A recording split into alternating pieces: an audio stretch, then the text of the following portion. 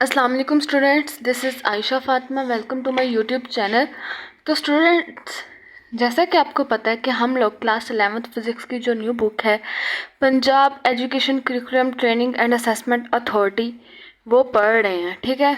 और इस new book को लेकर हम लोगों ने चैप्टर नंबर 4 स्टार्ट किया हुआ है, जिसका नाम है work, energy and power.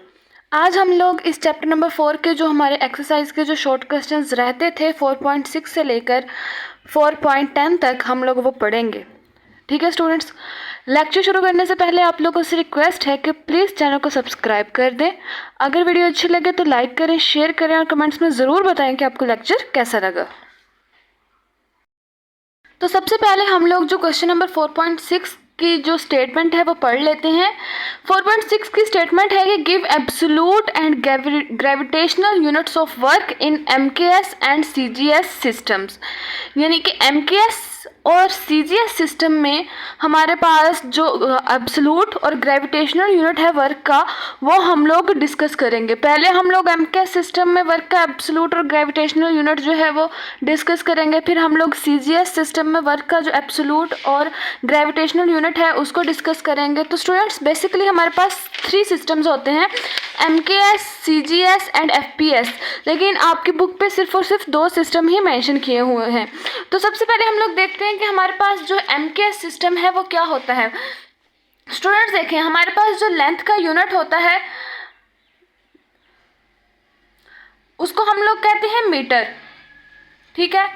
Basically हम आमतौर पर जो लेंथ का यूनिट हम लोग जिसको कहते हैं वो होता है मीटर, और हमारे पास जो मैस का यूनिट होता है वो होता है किलोग्राम यानी कि केजी, और टाइम का जो यूनिट होता है वो हमारे पास होता है सेकंड्स, ठीक है स्टूडेंट्स।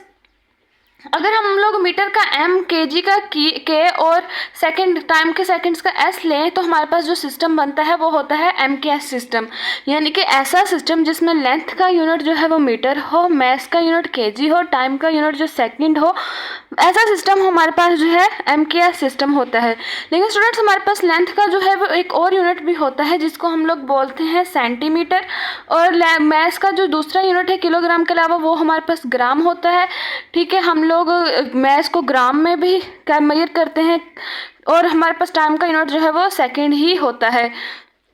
तो अब सेंटीमीटर का सी, ग्राम का जी एंड सेकंड का एस मिलाएं तो हमारे पास जो सिस्टम बनता है सीजीएस सिस्टम होता है। यानी कि जिस सिस्टम में लेंथ का जो यूनिट है हमारे पास सेंटीमीटर हो, मैस का यूनिट हमारे पास ग्राम हो, टाइम का यूनिट हमारे पास सेकंड हो, ऐसा सिस्टम हमारे पास होता है सीजीएस सिस्टम। और ऐसा सिस्टम जिसमें हमारे पास लेंथ का यूनिट मीटर हो और मैस का यूनिट केजी हो और टाइम का यूनिट सेकंड हो, ऐसा सिस्टम हमारे पास होता है एमकेएस सिस्टम। तो हम लोगों ने स्टूडेंट्स वर्क का जो एब्सोल्यूट यूनिट है और ग्रेविटेशनल यूनिट है एमकेएस और सीजीएस सिस्टम में वो कैलकुलेट करने हैं। तो स्टूडेंट्स, एब्सोल्यूट यूनिट्स वो यूनिट्स होते हैं जो कि इंडिपेंडेंट होते हैं on the value of ji.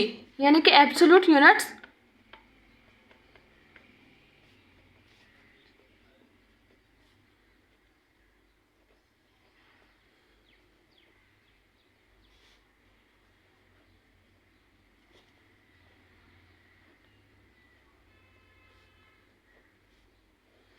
Absolute unit जो है वो वैल्यू ऑफ जी के ऊपर डिपेंड नहीं करते, लेकिन हमारे पास जो ग्रेविटेशनल यूनिट होते हैं,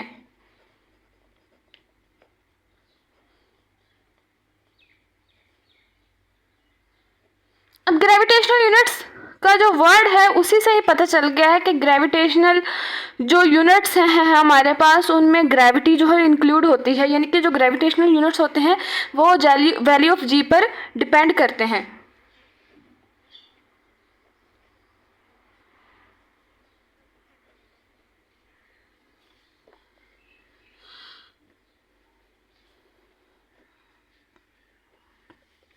ठीक है स्टूडेंट्स, अब देखिए स्टूडेंट्स, हमारे पास उन्होंने क्वेश्चन में कहा है कि वर्क का एब्सोल्यूट और ग्रेविटेशनल यूनिट जो है वो फाइंड आउट करें यानी कि एब्सोल्यूट और ग्रेविटेशनल यूनिट वर्क का क्या होगा इन एमकेएस सिस्टम और सीजीएस सिस्टम में। सबसे पहले हम लोग वर्क का जो यूनिट है एब्सोल्यूट यूनिट और ग्रेविटेशनल यूनिट वो एमकेएस सिस्टम में देखेंगे। फिर हम लोग जो वर्क का जो यूनिट है सीजीएस एब्सोल्यूट यूनिट और ग्रेविटेशनल यूनिट वो सीजीएस सिस्टम में देखेंगे। उससे पहले हम लोग देखेंगे स्टूडेंट्स, ये हमारे पास फोर्स का जो फॉर्मूला होता है वो होता है एम फोर्स का जो है फॉर्मूला एम ए के इक्वल होता है, ठीक है, मैस और एक्सीलरेशन। अगर हम लोग कहें कि हमारे पास बॉडी के ऊपर यानी कि ग्रेविटेशनल फील्ड में है बॉडी, ग्रेविटी जो है वो कंसीडर कर लें, तब हमारे पास फोर्स का यूनिट होता है एम जी, ठीक है स्टूडेंट्स। यानी कि हमारे पास फोर्स का फिर फार्मूला एम जी आ जाता है। और स्टूडेंट्स आपको पता है कि जो एक्सीलरेशन है उसका फार्मूला यूनिट होता है मीटर पर सेकेंड स्क्वायर। अगर हम लोग डायमेंशन निकालें एक्सीलरेशन की तो वो हमारे पास L/T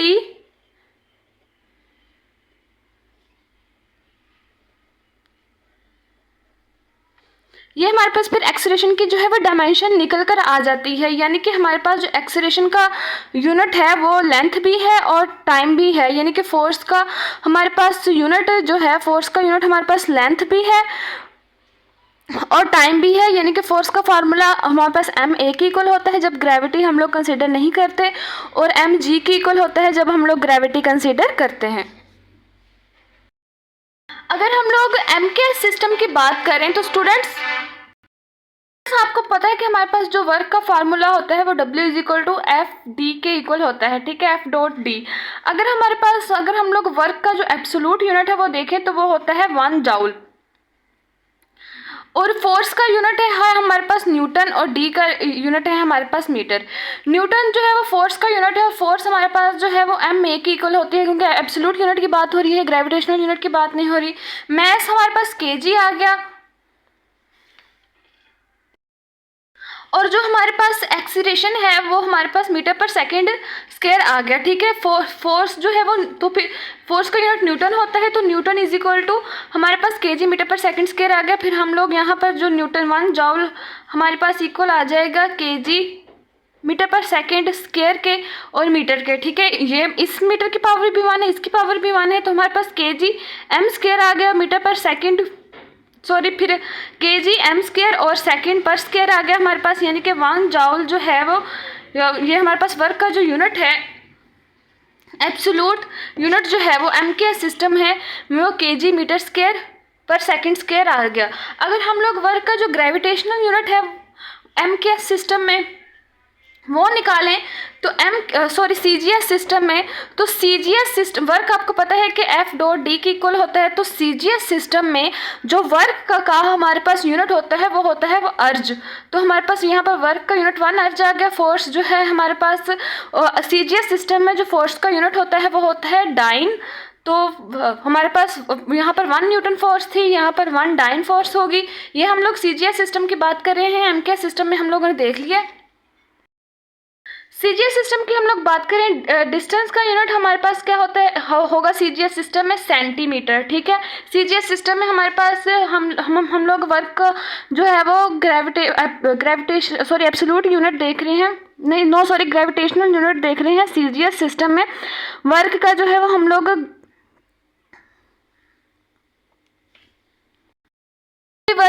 जो है एब्सोल्यूट यूनिट देख रहे हैं, ठीक है, सीजीएस सिस्टम में। और सीजीएस सिस्टम में जो डिस्टेंस का यूनिट अगर मीटर है तो सीजीएस सिस्टम में वो सेंटीमीटर होता है। फोर्स का यूनिट जो कि न्यूटन था एमके सिस्टम में, और सीजीएस सिस्टम में वो 1 डाइन होता है। जिस तरह हमारे पास 1 न्यूटन जो था वो हमारे पास एम ए के इक्वल था, यानी कि 1 न्यूटन हमारे पास मैस का किलोग्राम और एक्सीलरेशन का मीटर पर सेकेंड स्क्वायर के इक्वल था। इस तरह जो हमारे पास 1 डाइन होगा सीजीएस सिस्टम में जो हमारे पास 1 डाइन होगा उसमें ये किलोग्राम जो है वो ग्राम में कन्वर्ट हो जाएगा। मीटर पर सेकेंड पर स्क्वायर जो है वो सेंटीमीटर पर सेकेंड पर स्क्वायर के इक्वल आ जाएगा, ठीक है स्टूडेंट्स।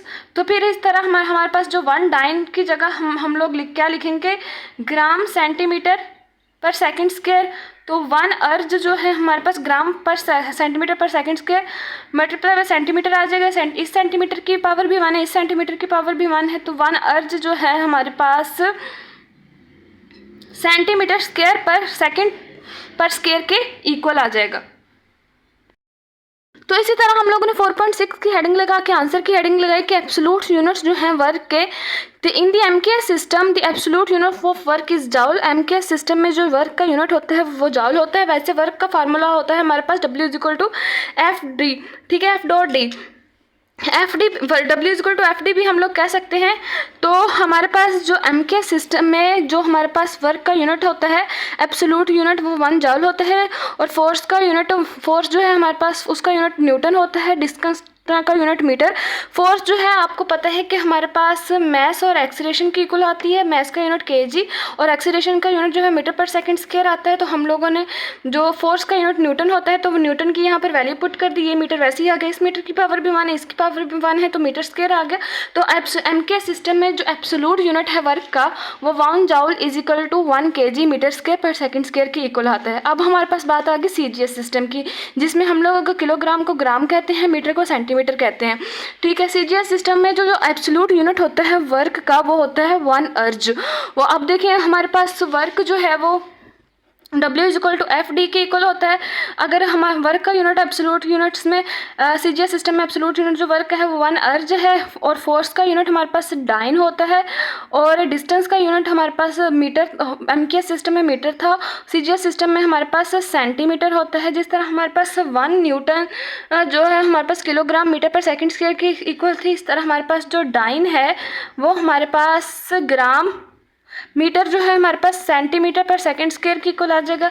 और फिर यहाँ पर हम लोगों ने ग्राम सेंटीमीटर पर सेकंड स्क्वायर लिख दिया, और 1 सेंटीमीटर हमारे पास वैसे ही आ गया। तो इस सेंटीमीटर की पावर भी 1 है, इसकी पावर भी 1 है, तो हमारे पास सेंटीमीटर स्क्वायर आ गया। तो हमारे पास जो सीजीएस सिस्टम में जो हमारे पास एब्सोल्यूट यूनिट होता है वर्क का वो 1 gram centimetre square per second per square के इक्वल होता है। 1 erg is equal to 1 gram centimetre square per second square. अब देखें स्टूडेंट्स, एमकेएस सिस्टम में जो एब्सोल्यूट यूनिट था वर्क का वो 1 जॉल था। सीजीएस सिस्टम में हमारे पास जो एब्सोल्यूट यूनिट है वर्क का वो 1 अर्ज है। अगर हम लोग 1 जॉल और 1 अर्ज को जो है, क्योंकि सीजीएस सिस्टम्स तो छोटे यूनिट्स हैं ना, यानी कि मीटर बड़ा होता है, सेंटीमीटर छोटा होता है, न्यूटन बड़ा होता है, डाइन छोटा होता है, किलोग्राम बड़ा होता है, ग्राम छोटा होता है। इसी तरह अगर हमारे पास अगर एमकेएस सिस्टम में अगर वर्क का एब्सोल्यूट यूनिट जाउल है और यानी कि वो बड़ा है, अगर हमारे पास सीजीएस सिस्टम में वर्क का यूनिट 1 अर्ज है यानी कि वो यूनिट हमारे पास छोटा यूनिट है। तो अगर हम लोग 1 जाउल और 1 अर्ज को कंपेयर करें तो हमारे पास जो 1 जाउल है वो 10⁻⁷ अर्ज के इक्वल आता है। तो ये हमारे पास 1 जाउल और 1 अर्ज के दरमियान में रिलेशन है। नेक्स्ट स्टूडेंट्स, हमारे पास जो ग्रेविटेशनल यूनिट्स हैं वर्क के हमारा इन दी एमकेएस सिस्टम और सीजीएस सिस्टम में वो पढ़ेंगे। तो स्टूडेंट्स देखें, अगर हमारे पास मैं अपने हाथ के ऊपर जो है वो एक वेट रखती हूँ, ठीक है, अपने हाथ के ऊपर मैंने ये पेंसिल रखी है, और अगर आप लोग कंसिडर कर रहे हैं कि ये पेंसिल जो हैवी है और इस पेंसिल की वेट की, अगर मैंने इसको अपने हाथ के ऊपर रखा है और इस पेंसिल की वेट की वजह से मेरा हाथ जो है वो डाउनवर्ड मूव कर रहा है, ठीक है, वो डाउनवर्ड मूव कर रहा है, और डाउनवर्ड जो है उसको फोर्स ऑफ ग्रेविटी भी अट्रैक्ट कर रही है, ठीक है। अगर मेरे हाथ पे ये पेंसिल रखी है और इसका जो है वज़न ज़्यादा है, और इसके वज़न की वजह से अगर मेरा हाथ जो है वो डाउनवर्ड डायरेक्शन में मूव कर रहा है, क्योंकि उसके ऊपर फोर्स ऑफ ग्रेविटी भी लग रही है जो कि मेरे हाथ को डाउनवर्ड पुल दे रही है, तो उस सिस्टम में, उस कंडीशन में जो वर्क डन होगा वो क्या होगा, इस पेंसिल ने जो वर्क डन किया होगा वो क्या होगा।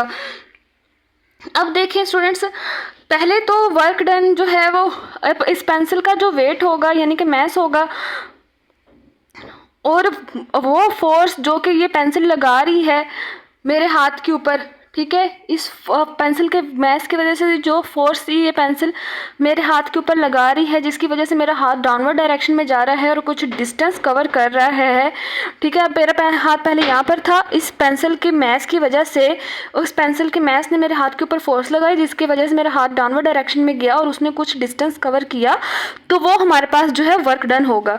अब मैंने इस पेंसिल को अपने हाथ के ऊपर रखा है, अगर मैं जो वर्क डन हो रहा है अगर उसको मैं एमकेएस सिस्टम में लिखूँ तो एमकेएस सिस्टम में हमारे पास इस पेंसिल का जो मैस होगा वो केजी में कंसीडर किया जाएगा, और जो डिस्टेंस इसने कवर किया है वो मीटर में कंसीडर किया जाएगा कि उसका यूनिट जो है वो मीटर है। अगर सीजीएस सिस्टम में इस पेंसिल ने मेरे हाथ के ऊपर जो वर्क डन किया है वो अगर मैं देखूं कि वो क्या होगा, तो फिर CGS सिस्टम में हमारे पास इस पेंसिल के मैच ने जो फोर्स लगाई है मेरे हाथ में, इस पेंसिल का मैच जो है वो हमारे पास ग्राम होगा, और मेरे हाथ ने जो इस पेंसिल के मैच की वजह से जो फोर्स लगने की वजह से मेरे हाथ ने जो डिस्टेंस कवर किया है वो हमारे पास सेंटीमीटर में आएगा। ओके स्टूडेंट्स, तो फिर हम लोग ये लिख दें कि in the MKS system the gravitational unit of work is kilogram force metre, और 1 kg फोर्स मीटर जो है 9.8 जॉल की इक्वल है। ठीक है, और अगर हमारे पास 1 जॉल 10⁻⁷ अर्ज की इक्वल है, तो हमारे पास यानी कि CGS सिस्टम में हमारे पास जो मैस का यूनिट है वो किलोग्राम है फोर्स मीटर, यानी कि MKS सिस्टम में जो ग्रेविटेशनल यूनिट ऑफ वर्क है वो किलोग्राम फोर्स मीटर है, और किलोग्राम फोर्स मीटर यानी कि 1 किलोग्राम फोर्स मीटर 9.8 जॉल की इक्वल है। और इन दी CGS सिस्टम में हमारे पास जो ग्रेविटेशनल यूनिट ऑफ वर्क है वो ग्राम फोर्स सेंटीमीटर है। ठीक है, ये किलोग्राम जो है वो ग्राम में कन्वर्ट हो जाएगा मीटर सेंटीमीटर में, और 1 किलोग्राम 4 सेंटीमीटर जो है वो 980 अर्ज की इक्वल है। ठीक है, जिस तरह हमारे पास, अब देखें स्टूडेंट्स, हम लोग अगर रिलेशन निकालें कि 1 किलोग्राम फोर्स मीटर जो है वो 9.8 जॉल की इक्वल है, और 1 ग्राम फोर्स सेंटीमीटर जो है वो 980 अर्ज की इक्वल है। अगर हम लोग 1 किलोग्राम फोर्स मीटर और 1 ग्राम फोर्स सेंटीमीटर के दरमियान में रिलेशन निकालें, तो 1 किलोग्राम फोर्स सेंटीमीटर जो है वो 10⁵ ग्राम फोर्स सेंटीमीटर के इक्वल होता है। 10⁵ का मतलब है कि 1 लाख ग्राम फोर्स सेंटीमीटर होंगे, तो यानी कि अब देखें 1 लाख ग्राम फोर्स सेंटीमीटर होंगे तो वो 1 किलोग्राम फोर्स मीटर बनाएंगे। ओके स्टूडेंट्स, नेक्स्ट स्टूडेंट्स हमारे पास जो क्वेश्चन है वो ये है 4.7 है, body dropped from height of H, यानी कि एक बॉडी है उसको हम लोगों ने हाइट कैपिटल H से ड्रॉप्ड किया है, वो ग्राउंड पर पहुंचती है with the speed of 1.2 into √GH G capital H। Calculate work done by air friction, तो जो एयर फ्रिक्शन है वर्क डन किया है वो हम लोगों ने कैलकुलेट करना है। स्टूडेंट्स देखिए, अगर हम लोग किसी भी बॉडी को जो है वो किसी हाइट से ड्रॉप्ड करते हैं, तो उस यानी कि अगर बॉडी एक हाइट के ऊपर होती है तो उसके पास जो है वो पोटेंशियल एनर्जी होती है। अगर हम लोग उसको उस हाइट से ड्रॉप्ड करें तो उसकी जो पोटेंशियल एनर्जी जो है वो काइनेटिक एनर्जी में कन्वर्ट होती जाएगी। लेकिन हमें कहा गया है कि work done by air friction ने जो वर्क डन किया है वो भी कैलकुलेट करना है। यानी कि हमारे पास अगर बॉडी हाइट के ऊपर है तो उसके पास पोटेंशियल एनर्जी है, जब हम लोगों ने उसको अर्थ की तरफ ड्रॉप्ड कर दिया तो उसकी पोटेंशियल एनर्जी जो है वो लॉस होती रहेगी, लॉस इन पोटेंशियल एनर्जी, और उसकी पोटेंशियल एनर्जी जो है वो गेन इन काइनेटिक एनर्जी में कन्वर्ट होती रहेगी। ठीक है, गेन इन काइनेटिक एनर्जी में, और वर्क डन अगेंस्ट फ्रिक्शन, और फ्रिक्शन के अगेंस्ट जो वर्क डन होगा उसमें कन्वर्ट होती रहेगी। यानी कि जब बॉडी हाइट के ऊपर थी उसके पास पोटेंशियल एनर्जी थी, जब हम लोगों ने उसको हाइट से ड्रॉप कर दिया तो उसकी कुछ पोटेंशियल एनर्जी जो है काइनेटिक एनर्जी में कन्वर्ट होती रही, और कुछ पोटेंशियल एनर्जी जो है वो वर्क डन अगेंस्ट फ्रिक्शन में कन्वर्ट होती रही। लेकिन स्टूडेंट्स देखें, हमारे पास जो एयर फ्रिक्शन जो है यानी कि हमारे पास जो वर्क डन हो रहा है अगेंस्ट फ्रिक्शन के,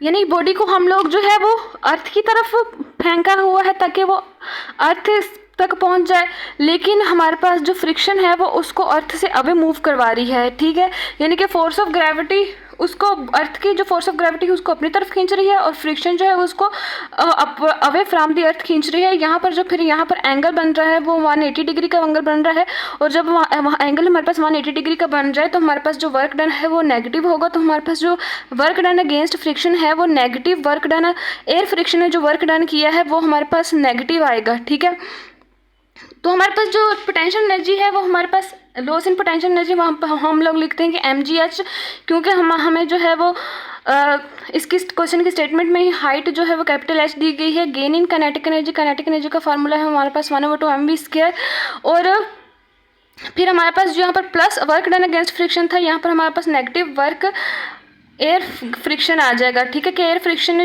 की फ्रिक्शन ने जो वर्क किया है वो हमारे पास नेगेटिव है, क्योंकि बॉडी जो है अर्थ की तरफ मूव करने की कोशिश कर रही है, और हमारे पास जो फ्रिक्शन है उसकी डायरेक्शन जो है बॉडी की मोशन से ऑपोजिट है, इसलिए हमारे पास जो वर्क डन है वो नेगेटिव है। हम लोगों ने जो फाइंड आउट करनी है, हमारे पास जो है वेलोसिटी दी गई है कि 1.2 इंटू जो है वो GH की इक्वल है। इसको यहाँ पर पुट करके और जो है वो ए वर्क एयर फ्रिक्शन को सेपरेट करेंगे तो हमारे पास 1/2 mv² नेगेटिव mgh, और वर्क जो किया है एयर फ्रिक्शन ने वो हमारे पास 1/2 mv² नेगेटिव mgh की इक्वल आ जाएगा। और यहाँ पर हम लोग इस v की वैल्यू पुट करके जो वर्क एयर फ्रिक्शन ने जो वर्क डन किया है वो फाइंड आउट कर लेंगे।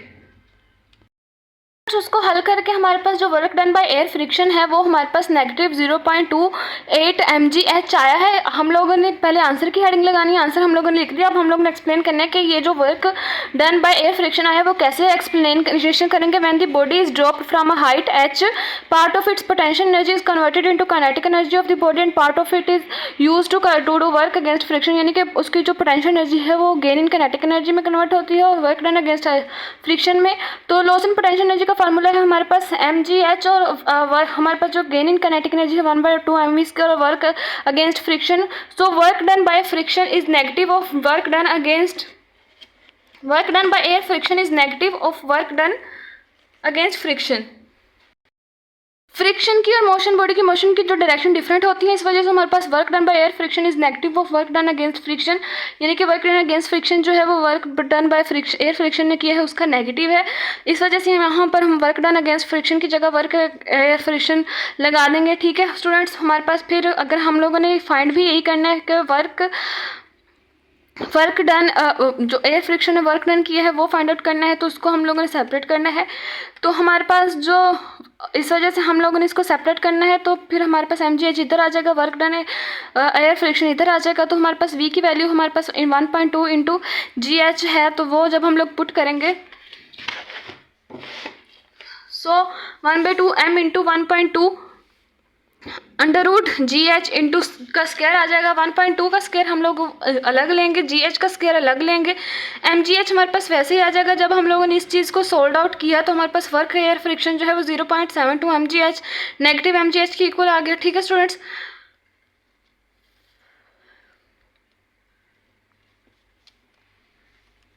जब हम लोगों ने g की वैल्यूज़ जो है पुट की तो हमारे पास जो वर्क डन है एयर फ्रिक्शन ने जो वर्क डन किया वो हमारे पास नेगेटिव 0.28 mgh आ गया। तो negative sign indicate that work done by air friction opposes the motion of the body, कि हमारे पास जो एयर फ्रिक्शन जो वर्क डन कर रही है वो बॉडी की मोशन को अपोज कर रही है।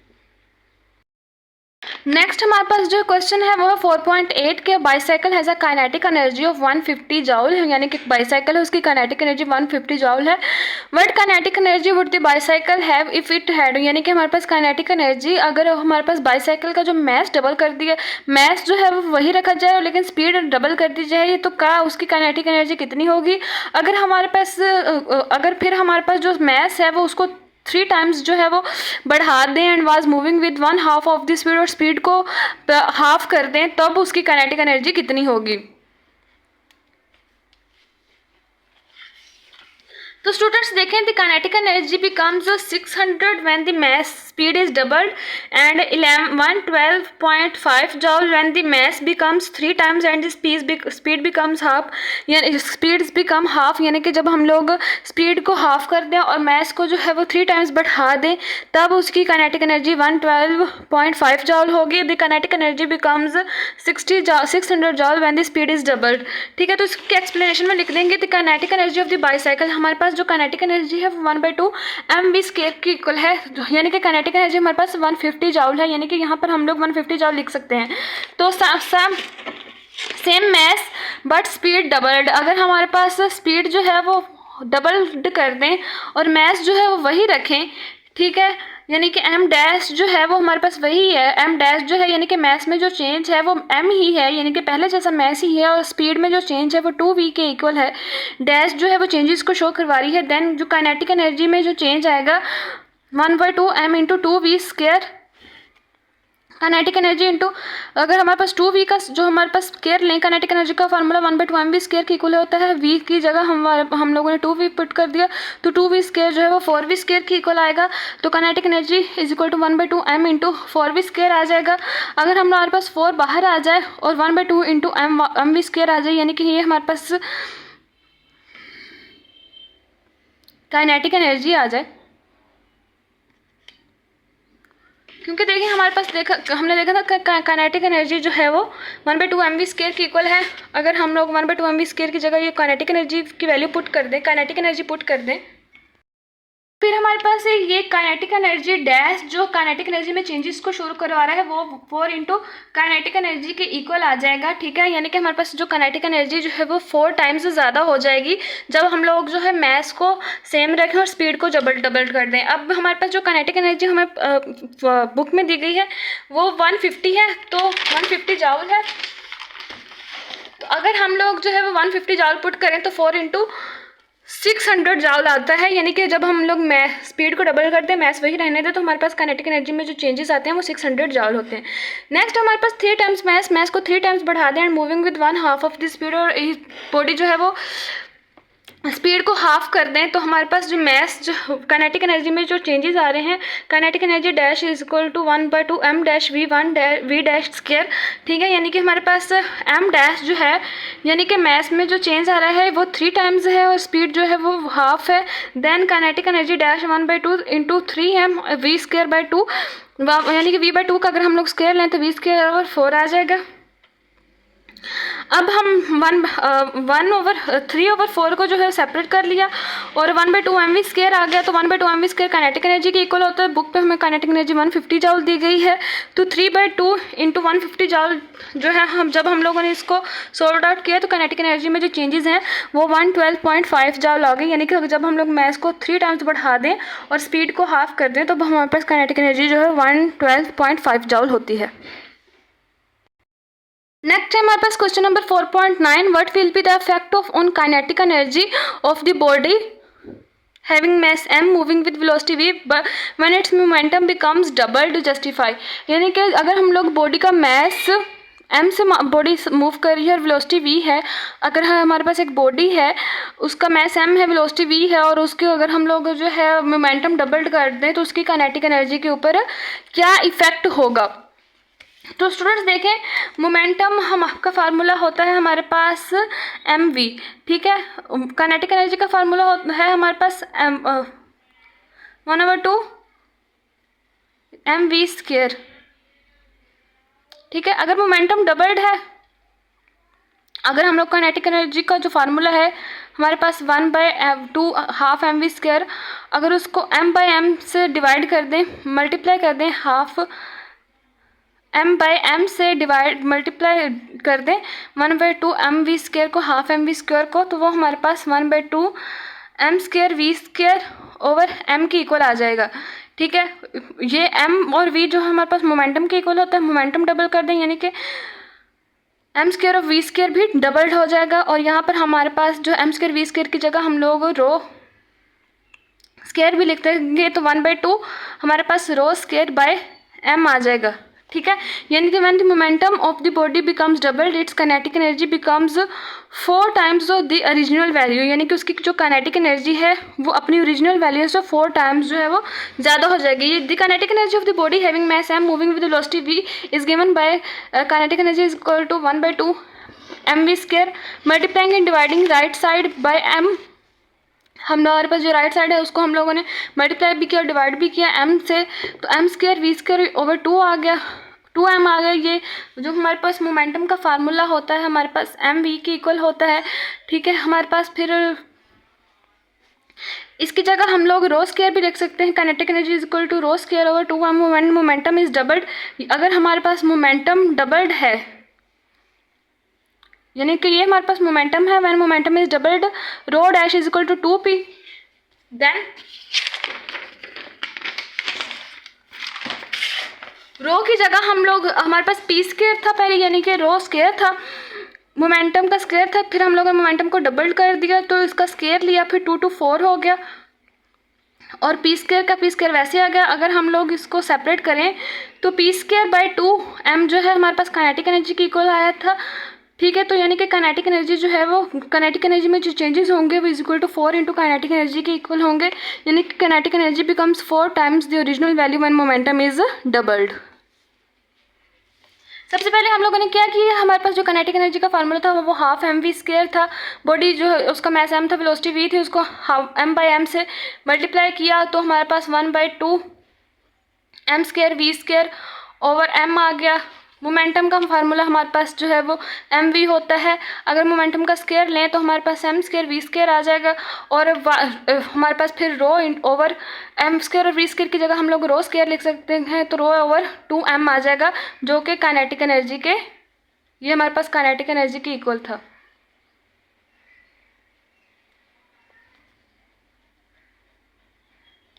ठीक है, तो the kinetic energy because 4 times the original value when momentum is doubled, यानी कि जब हम मोमेंटम को डबल कर दें तो काइनेटिक एनर्जी जो है 4 टाइम्स अपनी ओरिजिनल वैल्यू से 4 टाइम्स ज़्यादा हो जाती है। स्टूडेंट्स, नेक्स्ट जो हमारे पास क्वेश्चन है 4.10, does the international space station have gravitational potential energy और काइनेटिक पोटेंशियल एनर्जी बोथ, कि हमारे पास जो इंटरनेशनल स्पेस स्टेशन है उसके पास पोटेंशियल एनर्जी होती है, काइनेटिक एनर्जी होती है, ये दोनों होती है, एक्सप्लेन करें।